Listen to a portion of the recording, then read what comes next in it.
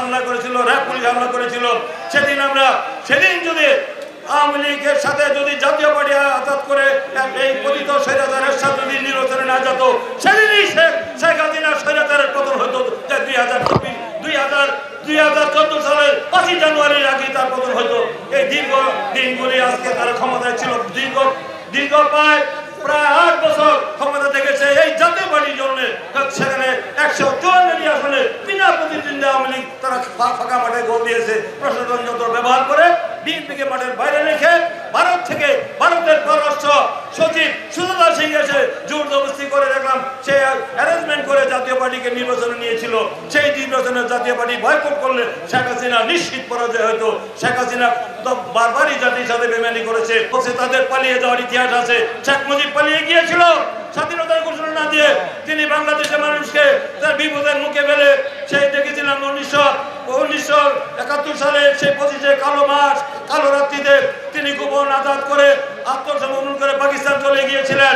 কিন্তু জিয়া রহমান একটি সৈনিক হিসেবে, মেজর হিসেবে তিনি সেদিন জীবনকে বাজি রেখে তিনি বলে আই রিভল্ট। তিনি রিভল্ট করে স্বাধীনতার ঘোষণা দিয়ে 9 বার যুদ্ধ করে বাংলাদেশের মাটিতে থেকে তিনি দেশ স্বাধীন করে বেড়াকে ফিরে গিয়েছিলেন, পালিয়ে যান নাই। যেমন তার পিতা শেখ মুজিব পালিয়ে গিয়েছিল, শেখ হাসিনা পালিয়ে গিয়েছিল, তাই পালিয়ে যাওয়ার ইতিহাস রয়েছে। এবারে বলেছিলেন শেখের বেটি পালায় না। আমরা কি দেখলাম কোথায় বেড়েছে শেখ হাসিনা পালিয়ে সে বেঁচে গেছেন, তিনি জীবন বাঁচিয়েছেন, কিন্তু তার দলকে বাঁচাতে পারেন নাই। আওয়ামী লীগ আজকে কোথায়? আওয়ামী লীগকে দেখা যায়? আওয়ামী লীগ আজকে কোথায়? আওয়ামী লীগের আজকে কোনো অস্তিত্ব না। যে তারা বলেছিল খেলা হবে, খেলা হয়েছে।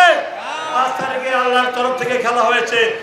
এই গণ অভ্যুত্থানের মধ্য দিয়ে আজকে আওয়ামী লীগ মনে হয় চির বিদায় হয়েছে জনগণ থেকে।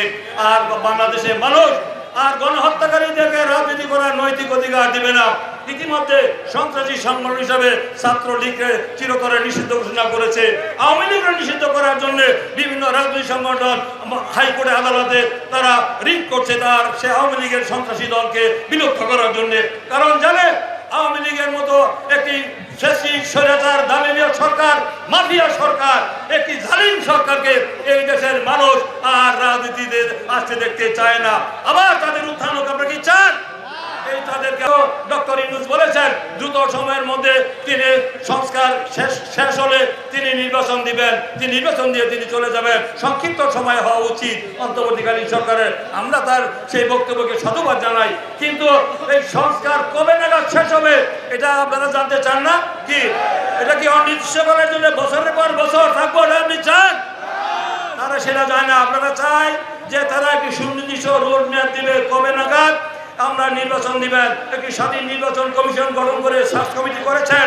দ্রুত সময়ের মধ্যে নির্বাচন দিবেন, দিয়ে রোড ম্যাপ দিয়ে আপনারা সব সময় চলে যাবেন। এই দেশের মানুষ আপনাদেরকে সম্মান করবে।